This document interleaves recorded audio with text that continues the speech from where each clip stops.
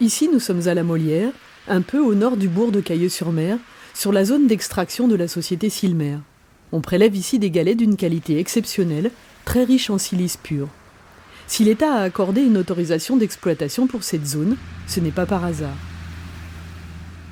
En 13 ans, le trait de côte s'est élargi de plusieurs dizaines de mètres et c'est pas loin de 500 000 tonnes, entre 4 et 500 000 tonnes de galets qui sont accumulés dans cette zone-là, malgré les exploitations, quoi.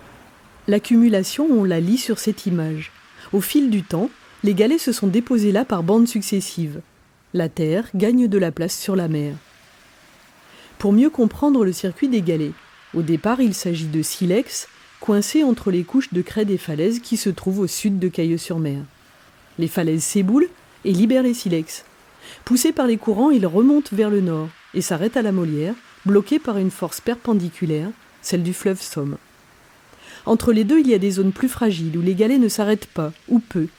On y a construit une digue, constituée d'épis en béton, pour ralentir leur passage.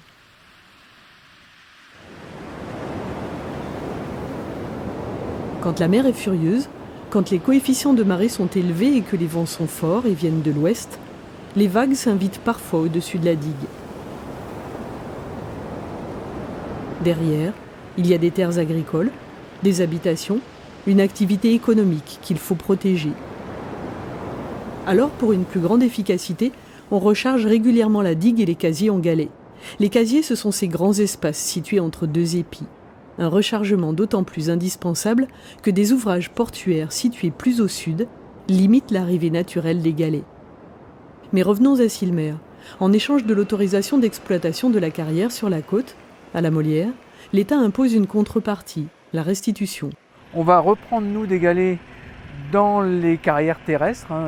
Notre partenaire prioritaire, nous, c'est GSM. Mais donc, soit la carrière du Hourdel, soit la carrière du Crotoy. Et on va remettre tonne pour tonne de granulométrie équivalente dans la zone d'érosion de la digue, c'est-à-dire essentiellement vers Onival. Dans les carrières terrestres, comme celle-ci au Hourdel, on trouve des galets de même origine que ceux de la côte, mais plus anciennement enfouis sous terre, quasi identiques, excepté une oxydation de surface.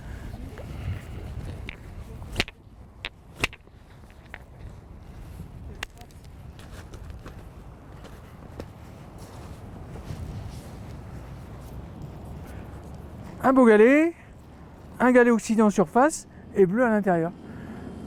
Donc celui-là, si on le chauffe, il sera tout blanc complètement. Celui-là, si on le chauffe, il sera rose en surface et blanc à l'intérieur.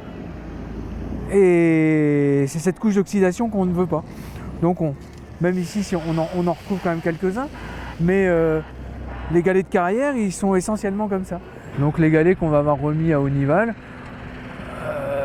même s'ils sont bloqués par les épis, ils vont quand même sauter d'un casier à l'autre, et ils mettront peut-être 7, 8, 10 ans avant d'arriver ici.